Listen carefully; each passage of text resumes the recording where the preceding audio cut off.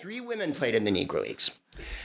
Connie Johnson, Toni Stone, and Connie Johnson. Mamie, who was her...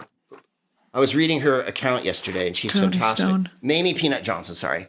And there's Peanut. Awesome. Yeah. She was so small, so they called her Peanut. And then she said, I would have done it again. And there she is later in her uni. Awesome. So her manager, there was 3 women in the Negro Leagues. They played alongside the men, and that was in the 50s. And their manager was this fellow, whose name is Oscar Charleston. Okay. His career had started way back at the turn of the century. He was a soldier in the Philippines.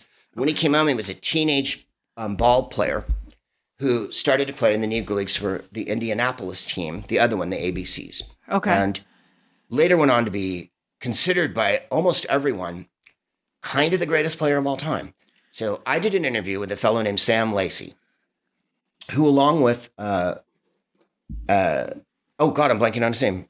Not Hilton Smith. Well, in any case, Jackie Robinson in the movie, you saw the movie 42, the writer character who follows him around and looks after him again. Is the first black man allowed to sit in a press box. He had to sit in the stands the first year Jackie played, the stands, and with a typewriter like this. So then the next year, the New York sports writers allowed him graciously to join them in the press box.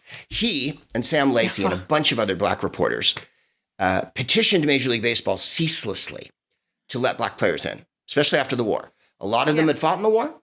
Yep. And they were like, look, I thought we were doing this to fight prejudice around the world and Nazis. And you guys are acting like Nazis. And it took Landis, the old commissioner, died finally, thank God. Mm-hmm. And he was a screaming racist. And he told them there's no rule against it. He lied to them every time they came in. He just Republicaned them. They'd come in and they'd say, will you let black people play? And he'd go, there's no rule against it, gentlemen. It's not my, It's not my call. Not my call. And you're like, oh, really? Yeah. So he croaked. And Happy Chandler took over as commissioner. And Happy Chandler was a Southerner.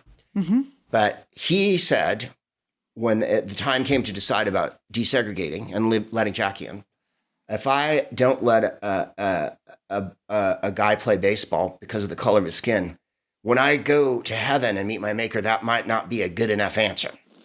Right. So I'm going to sign off on it. And he did. And he let Jackie in. Yeah. And a bunch of teams threatened to pull out of the league. And he had to hard ass a bunch of owners. The commissioner actually wrote a letter and said, I don't care if this ruins the league for 10 years. One man has as much right to play as another, and I'll close your fucking team down. You want to leave the league, leave the league. Like, he really had to do that.